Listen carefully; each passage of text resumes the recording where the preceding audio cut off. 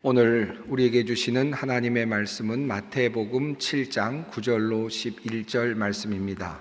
신약 성경 마태복음 7장 9절로 11절 말씀입니다. 이 계시의 말씀을 봉독할 때 다 함께 살아계신 하나님의 음성을 들을 수 있기를 바랍니다. 너희 중에 누가 아들이 떡을 달라 하는데 돌을 주며 생선을 달라 하는데 뱀을 줄 사람이 있겠느냐? 너희가 악한 자라도 좋은 것으로 자식에게 줄 알거든 하물며 하늘에 계신 너희 아버지께서 구하는 자에게 좋은 것으로 주시지 않겠느냐. 아멘. 어떤 부모가 최고의 부모일까요? 설문조사 말고요, 또 아이들이 꼽는 그런 최고의 부모 말고요, 우리 하나님께서 우리에게 알려주시는, 또 바라시는 최고의 부모, 어떤 부모가 최고의 부모이겠습니까? 아마도 세상 사람들은, 또 세상을 살아가면서 우리 아이들은 어쩌면 돈이 많은 부모를 첫 번째로 꼽을지도 모르겠습니다. 물론 부모가 재산이 많아서 아이들에게 무엇이든지 다 해줄 수 있다면 아마 그것은 자녀들에게는 큰 복이 될 것입니다. 마음껏 할 수 있을 테니까 아마 아이들은 아마 꽤나 좋은 부모를 만났다고 그렇게 생각할 법합니다. 그런데 주위를 자세히 살펴보면 여러분도 아시겠습니다마는 돈이 많은 부모들이 도리어 자녀들과 관계가 좋지 않은 경우들이 상당히 많이 있다는 사실을 알게 됩니다. 자식들에게 다른 사람들이 주는 것보다 더 많은 것들을 주었는데도 불구하고 자녀와 부모의 관계가 좋지 않은 경우들이 상당히 많이 있습니다. 또 많은 것을 주었는데도 불구하고 자녀들이 부모에게 감사하지 않는 그런 가정들도 상당히 많이 있습니다. 우리 주변에도 많이 아마 있을 것입니다. 제가 얼마 전 흥미로운 이야기를 들었습니다. 유산 기부와 관련하여서 연구와 일을 하고 계시는 어떤 분을 만나서 이런저런 이야기를 나누게 되었는데, 요즘 우리 국민 중에도 많은 분들이 유산 기부에 대해서 관심을 가지고 또 상담도 많이 하고 있다 하는 소식을 들었습니다. 그런데 유산 기부의 동기가 조금 의외였습니다. 많은 사람들이 유산 기부를 할 의향이 있다고 물어오시는데 그 동기가 이 이유 중에 상당한 경우가 법정 상속인에게 그 유산을 주고 싶지 않아서였다라는 것입니다. 즉 다시 말하면 자식이나 또는 형제나 친척들에게 돌아갈 그 유산의 몫을 주고 싶지 않아서 주지 않으려는 방법으로 기부를 고려하고 있다라고 하는 그런 말씀입니다. 좀 놀랍지 않습니까? 긍정적으로 좋은 의미에서 돈이 이렇게 사용되었으면 좋겠다라고 생각해서 기부를 하는 것이 아니라 부정적인 관점에서 내 돈이 저 사람에게는 가지 않았으면 좋겠다라고 하는 그런 생각 때문에 기부를 고려하고 있다. 조금은 씁쓸한 그런 이야기이기도 합니다. 이만큼 돈을 많이 가지고 있는 분들 중에서도 자식과의 관계가, 그리고 가족들 관계가 그렇게 좋지 않은 분들이 많다라는 사실을 우리가 이런 이야기를 통해서도 알 수 있을 것입니다. 자, 다시 질문으로 돌아가 봅니다. 최고의 부모는 어떤 부모입니까? 어떤 부모가 자녀에게 정말 좋은 것을 주는 부모이겠습니까? 연예인쯤 되면 자녀들이 자랑스러워 할까요? 유명한 연예인의 아이들 정도 되면 우리 아버지 최고다라고 그렇게 말할까요? 좋은 차를 태워서 학교나 학원까지 데려다 주면 좋은 부모이겠습니까? 어떤 분이 학원까지 아이를 늘 데려다 주곤 하는데 학원에 내릴 때 자녀가 기죽지 않도록 하려고 좋은 차를 구입했다라고 하는 이야기를 제가 전해 들었습니다. 최근 일은 아니지만 과연 그렇게 하면 최고의 부모일까요? 어쩌면 자녀들이 고마워할지는 모르겠지만 이것이 과연 최고의 부모가 될까 의심스럽습니다. 혹독하게 강남의 학원가를 끌고 다니면서 억지로라도 공부하게 만들어서 좋은 대학에 보내주는 부모, 최고의 부모일까요? 아마 세상 사람들은 그런 부모를 부러워할지는 모르겠습니다. 또 자녀들도 그런 부모를 둔 친구들을 부러워할지도 모르겠습니다. 하지만 이 또한 성경이 우리들에게 전해주고는 그러한 참다운 부모의 상, 최고의 부모의 모습은 아닐 것입니다. 제가 장황한 이야기를 했습니다마는, 그렇다면 정말 최고의 부모는 무엇을 주는 부모일까요? 어떤 부모가 최고의 부모가 되겠습니까? 부모가 자녀에게 줄 수 있는 최고의 선물은 과연 무엇이겠습니까? 집입니까? 차입니까? 어떤 것이겠습니까? 결론부터 말씀드린다면 조금은 싱겁게 생각되실지는 모르겠지만 바로 사랑입니다. 부모가 자녀에게 줄 수 있는 최고의 선물은 사랑입니다. 그리고 자녀가 부모에게 기대해야 할 최고의 선물은 바로 사랑입니다. 놀랍게도 인생을 살아가면서 공평한 것이 몇 가지 있습니다. 모든 인간에게 동일하게 적용되는 그러한 하나님의 은혜라고도 할 수 있는 부분이겠습니다. 태어난 모든 사람에게는 반드시 엄마와 아빠가 있다라고 하는 사실입니다. 버려진 자식이라 할지라도 그를 낳은 생모가 있고 또 생부가 있을 것입니다. 모든 사람에게는 엄마와 아빠가 존재합니다. 또 한 가지 공평한 것이 있다면 모든 부모에게 아이를 사랑하는 마음을 하나님께서 주셨다라는 것입니다. 모든 엄마와 아빠는 아이가 태어나는 순간부터 사랑에 빠집니다. 사랑에서 헤어나지 못합니다. 마치 마술에 걸린 것처럼 아이를 사랑합니다. 눈빛이 달라지고 태도가 달라집니다. 이 사랑은 모든 인간들에게 주신, 모든 엄마와 아빠들에게 주신 하나님의 공평한 선물입니다. 그래서 오늘 본문 말씀 속에서 우리 주님께서 이렇게 말씀하십니다. 너희 중에 누가 아들이 떡을 달라 하는데 돌을 주며 생선을 달라 하는데 뱀을 줄 사람이 있겠느냐? 너희가 악한 자라도 좋은 것으로 자식에게 줄 알거든. 이렇게 말씀을 하십니다. 악한 자라도 좋은 것으로 자식에게 주고자 하는 마음이 있지 않느냐? 이것이 하나님께서 인간에게 주신, 부모에게 주신 공평한 선물입니다. 악한 자도 자식에게 좋은 것을 주고자 하죠. 악한 자도 자식은 사랑합니다. 악한 자도 자식을 사랑하고자 하는 마음이 항상 있습니다.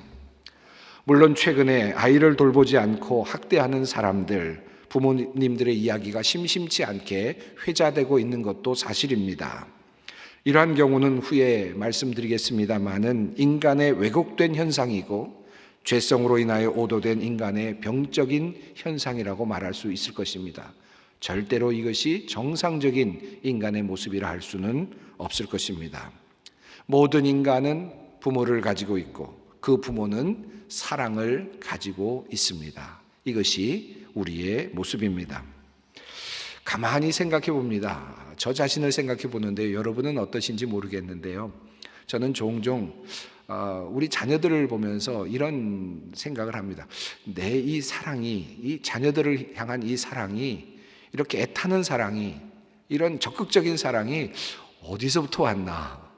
언제 왔나? 이런 생각을 할 때가 꽤 많이 있습니다. 아버지로서 내가 왜 어떻게 해서 이 아이들을 사랑하게 되었나 하는 그런 질문을 종종 던져볼 때가 있습니다. 여러분은 어떠십니까? 저는 엄마는 그래도 사랑할 수도 있겠다 생각이 좀 들긴 해요. 왜냐하면 아이를 가지고 몸에 품고 그리고 9개월 동안 함께하고 그리고 자기 몸에서 아이를 내어놓기 때문에 정말 자기 일부 있겠다라는 느낌이 들 법도 하다라는 생각이 듭니다. 그런데 아버지들은 어떻게 해서 사랑을 하나 그런 생각이 종종 들었습니다. 그런데 정말 저의 경우를 보아도 아이가 태어나서 얼굴을 보는 순간 갑자기 막 뭔가 올라오는 듯한 느낌이 들고요. 그리고 뭔가 막 신이 나고 그리고 내 아이라는 확신이 들고 막 사랑하고 싶은 마음이 솟아올라오는 그런 경험을 했거든요. 아마 많은 아버지들이 그런 경험을 할 것입니다. 이거 어떻게 해서 이런 일이 일어나는가 참 놀랍고 궁금하기도 합니다. 이 부모는 자녀들에게 정말 무조건적인 희생을 하죠. 또 자기 포기를 통해서 아가페적인 사랑을 자녀들에게 줍니다. 남들에게는 아무것도 주지 않으려고 악착같이 살면서도 자녀들에게는 모든 것을 퍼주고 싶어 하는 것이 부모의 마음이라고 할 수 있겠습니다. 성경 여러 곳에서 이러한 부모의 모습, 인간의 모습이 소개되고 있습니다. 인간의 본래의 모습이라고 할 수 있겠습니다. 우선 지혜로운 솔로몬의 재판의 과정에 나타나는 여인의 이야기가 바로 그렇습니다. 두 여인이 있었는데 두 여인이 같은 비슷한 시간에 아이를 낳고 기르게 되었습니다. 그러다가 그만 잠을 자던 중에 아이를 그만 깔아서 그만 한 아이를 죽게 만들었습니다. 이 아이를 잃은 엄마가 자기가 이 아이를 키우고 싶어서 남의 아이를 가져다가 자기 아이라고 그렇게 우겼습니다. 자, 그러니까 분명히 아마도 진짜 엄마는 그 아이를 알았겠죠. 충분히 알고도 남았을 것입니다. 분쟁이 일어났고 결국은 솔로몬 왕에게까지 그 재판이 가게 되었습니다. 솔로몬 왕이 어떻게 했습니까? 너무나도 유명한 지혜로운 재판 이야기 아닙니까? 칼을 가지고 이 아이를 둘로 나누어서 두 사람에게 나눠주라, 죽이라라고 하는 그러한 명령이었습니다. 그때 진짜 엄마는, 참 엄마는 그것을 그만하도록 하죠. 이 아이를 차라리 죽게 만드는 것보다는 내가 아이를 포기하겠다. 그래서 이 아이를 살려달라고 그렇게 요청합니다. 그러나 가짜 엄마는 이 아이도 죽이라고 하는 그런 입장을 갖게 되죠. 참다운 엄마를 그렇게 해서 솔로몬은 찾아냈습니다. 사랑과 희생의 모습을 보면서 진짜 엄마를 찾을 수 있었던 것입니다. 이렇게 진정한 엄마에게는 무한한 희생과 사랑과 자기 포기의 위대함이 있습니다. 압살롬이 죽었을 때 다윗이 애통해하고 또 울고 있는 모습도 비슷합니다. 자기를 죽이려고 했던 압살롬입니다. 자기를 죽이고 왕위에 오르려고 했던 압살롬입니다. 반역을 저질렀던 압살롬입니다. 그런데 압살롬이 죽었다는 이야기를 듣고 다윗은 목을 놓아 웁니다. 그리고 그렇게 말하죠. 차라리 내가 죽었으면 좋았을 뻔하였다. 이것이 아빠의 마음입니다. 예수님께서 방탕한 둘째 아들 탕자에 대한 비유를 말씀하지 않으셨습니까? 아버지의 그 재산 중에서 상속분을 다 가지고 떠나서 방탕한 생활을 하다가 결국은 모든 것을 잃어버리고 아버지께로 돌아오는 그 탕자의 비유를 말씀하셨습니다. 그런데 그 예수님의 비유 속에 나타난 아버지의 모습은 어떻습니까? 마을 어귀까지 매일같이 나가서 그 아들이 돌아오기만을 바라고 있는 아버지, 그리고 정말 처량한 모습으로 돌아왔을 때 달려가서 그를 안아주시는 아버지, 그리고 무릎 꿇고 빌고 있는 아들의 죄를 용서받을 만한 시간도 주지 아니하고 일으켜 세워주시고 입을 맞추는 그런 아버지, 무한한 아버지의 사랑을 느낄 수 있습니다. 많은 분들이 렘브란트의 그 그림, 돌아온 탕자의 그림을 좋아합니다. 많은 분들이 그 그림을 놓고 늘 묵상을 하고 생각을 하시는 것 같습니다. 특히 그리스도인들 중에서 그런 분들이 참 많습니다.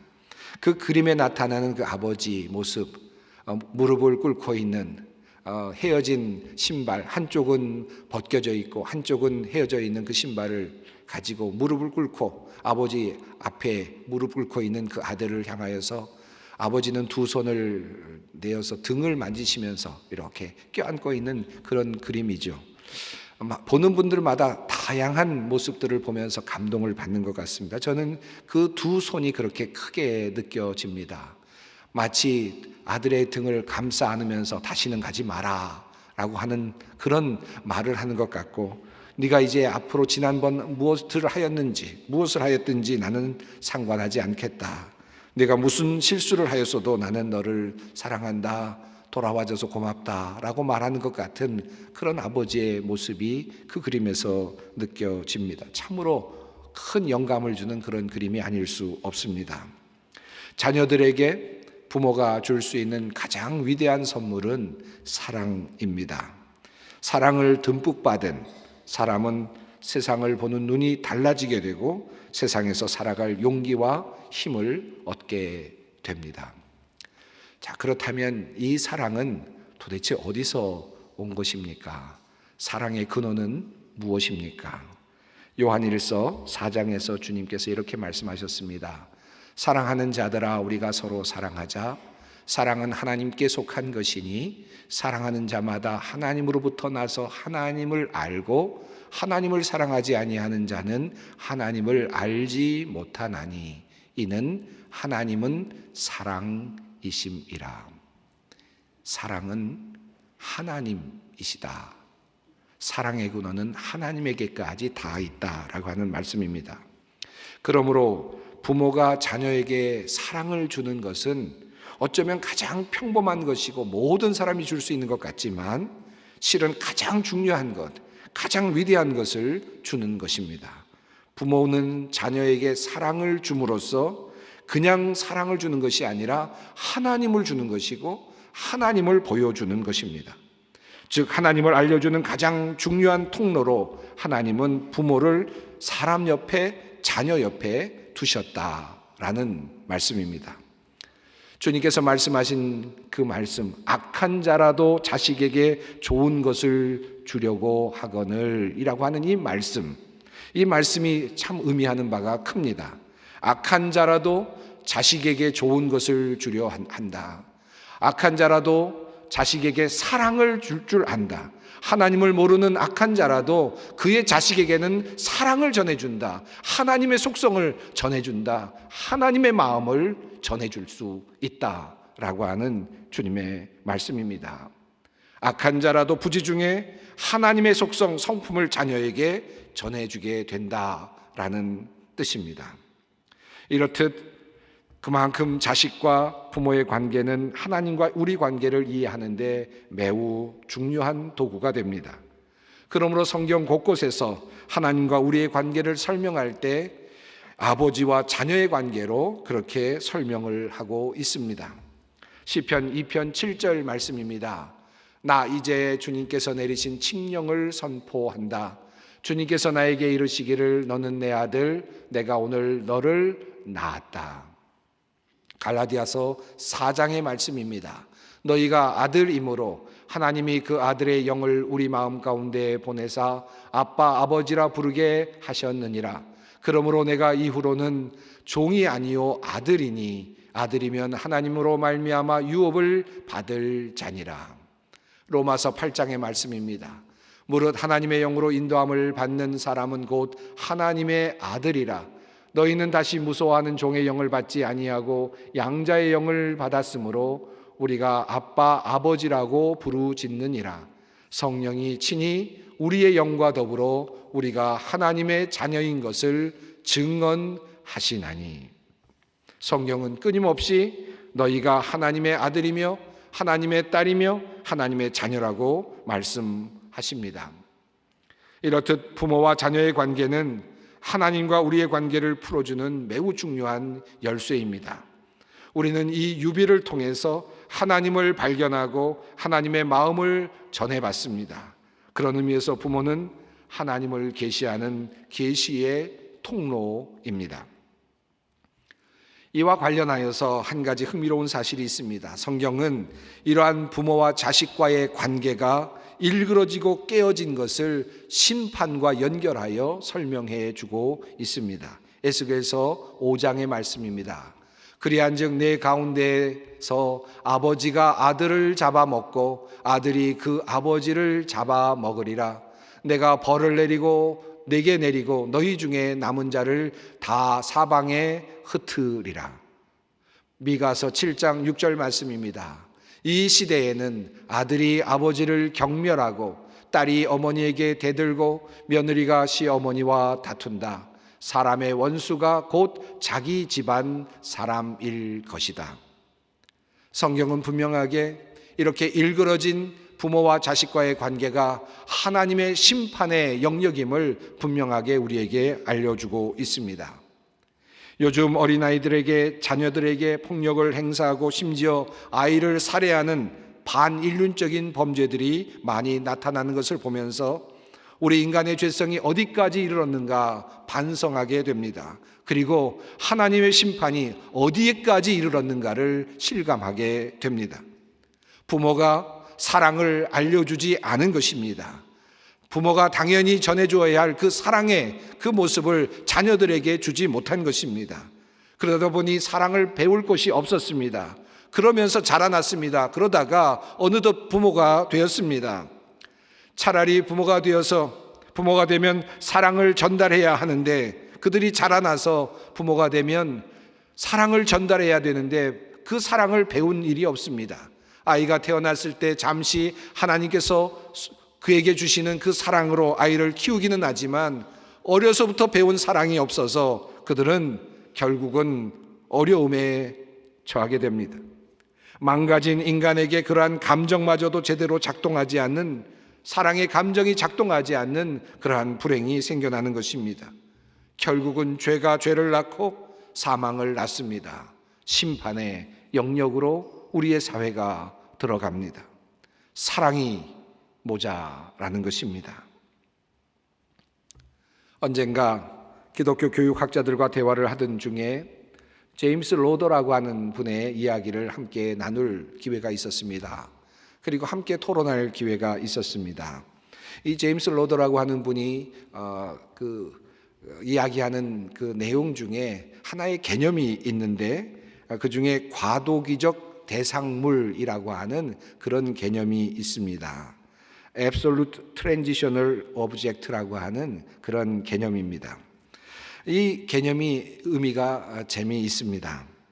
여러분, 아이가 태어나면 엄마와 함께 있지 않습니까? 특별히 태어나자마자 엄마와 함께 주로 많이 있죠. 그러다가 어느 정도 아이가 크게 되면 이제 아이를 따로 독립시키게 되지 않습니까? 그 아이의 방에 아이를 두고 이제 홀로 자도록 하는 훈련을 시키죠. 아이는 떨어지려고 하지 않습니다. 엄마 품이 너무 좋으니까 떨어지려고 하지 않죠.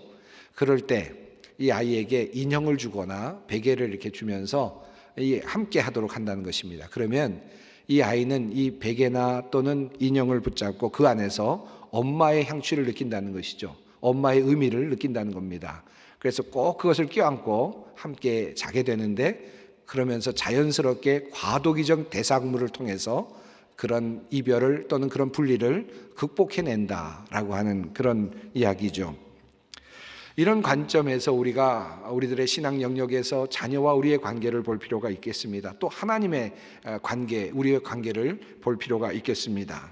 신학적 관점에서 이것을 볼 때 유한하고 가변적이고 일시적인 이 세상의 삶으로부터 무한하고 불변하고 영원한 하늘나라로 우리를 인도해 줄 과도기적인 대상이 우리 인간들에게 절대적으로 필요하다는 사실을 깨닫게 됩니다. 하나님께서 하나님을 계시하기 위해서 성경과 더불어 부모를 아이에게 주셨습니다. 아이들은 부모를 통하여 하나님의 속성인 사랑을 배웁니다. 또 부모는 신비롭게도 자기 안에서 솟아나는 그 사랑을 통해서 더 절실하게 하나님의 사랑을, 그 속성을 깨닫게 됩니다. 부모는 하나님의 존재를 알게 해주기 위해서 이 세상에서 어린 아이들에게 주신 과도기적 대상물입니다. 부모를 통해서 하나님의 존재를 알게 되고 사랑을 배워가는 것입니다. 이것이 부모가 하는 일이고 하나님께서 부모를 통해서 원하시는 일이며 자녀들이 부모를 통해서 얻을 수 있는 가장 큰 유익입니다. 우리나라는 전통적으로 유교적이고 가부장적인 문화 속에서 살아왔기 때문인지 아버지와 자녀의 관계가 이렇게 썩 좋지 않은 그런 경우들이 상당히 많이 있습니다. 그 관계가 망가져 있거나 또 어색하고 소원한 그런 경우들이 상당히 많이 있는 것 같습니다. 심지어 어렸을 때 아버지로부터 폭력이나 폭행이나 폭언을 들으면서 자라난 사람들은 하나님을 아버지로 부르는 것을 매우 힘들어합니다. 내가 하나님을 아버지라고 불러야 하나요? 그런데 내가 알고 있는 아버지는 참 안 좋은 아빠인데요. 나를 때리는 아빠, 나를 못 살게 굴었던 아버지인데 내가 하나님을 아버지라고 부를 때 참 힘듭니다. 하나님이 마치 나의 진짜 아빠였던 그것과 같은 느낌이 들어서 마음이 힘듭니다 라고 이야기하는 분들이 참 많습니다. 하나님 아버지라고 말하면서 그 아버지의 그 기억 때문에, 좋지 않은 아버지에 대한 기억 때문에 그 사랑을 느끼지 못하고 도리어 두려움을 느끼는 경우들이 상당히 많이 있습니다. 이 땅에 아버지들이 잘 못한 것입니다. 자식들에게 사랑이 무엇인지 알려주지 못한 것이고 하나님을 전하는 도구로 제대로 살지 못한 것입니다. 아주 오래전 제가 미국에서 목회할 때에 저희 교회는 아니었지만 다른 교회에서 실제로 일어났던 일인데요. 제가 그 이야기를 듣고 참 여러 가지 생각을 했던 그러한 이야기입니다. 어떻게 하면 교회를 잘 성장시킬 수 있을까? 교회 구성원들이 함께 모여서 토론하는 시간이 있었답니다. 함께 모여서 또 새로운 세대 사람들까지도 교회에 나와야 되겠는데 아이들이 잘 나오지 않으니까 젊은 청년들도 함께 모아서 함께 교회 구성원들이 함께 토론하는 그런 시간이 있었던 것입니다. 한참 토론을 하던 중에 교회의 미래에 대한 이야기가 나왔고 교회의 젊은이들이 잘 나오지 않는다는 것을 놓고 열띤 토론이 이어졌습니다. 이런 토론 중에 부모님들이 하는 한탄이 이어졌겠죠. 당연히 나는 어렸을 때 우리 아이들 데리고 나와서 우리 아이들이 교회 잘 나와서 열심히 봉사도 하고 또 교회 생활도 잘했는데 아이들이 머리가 크면서 아이들이 점점 커가면서 교회에 나오지 않는다고, 이거 참 안타깝다고 이런저런 이야기들을 서로 했습니다. 아이들이 이제는 부모의 말을 잘 듣지 않는다는 그런 한탄이 이어졌죠. 그런 토론 중에 그 교회의 젊은 아이, 그곳에서 자라난 한 아이가 이렇게 그 부모님들 앞에서 이런 이야기를 솔직하게 했다고 합니다. 부모님들은 우리들이 커서 교회에 나오지 않는다는 것 때문에 걱정을 하십니다. 어려서는 잘 다녔는데 왜 교회에 나오지 않느냐고 이야기합니다. 하지만 우리가 어려서부터 부모님과 함께 교회를 다녀올 때마다 차 안에서 들었던 이야기는 이런 이야기들이었습니다. 목사님을 비난하는 이야기, 교인들을 비난하는 이야기, 교회에서 사람들이 싸운 이야기, 교인 중에 누가 어떻다는 이야기. 우리가 교회를 다니면서 부모님으로부터 들었던 것은 그런 좋지 않은 이야기, 사건들, 사람들의 이야기들 뿐이었습니다. 그리고 우리가 크면서 본 것은 교회를 나가시면서도 하나님의 말씀대로 살지 않으시는 부모님의 모습이었고, 교회에서 성도들에게 보이는 태도와 정말 다르게 살고 계시는 나의 부모님의 모습이었습니다. 그런데 왜 우리에게 교회에 나오지 않는 책임을 물으십니까?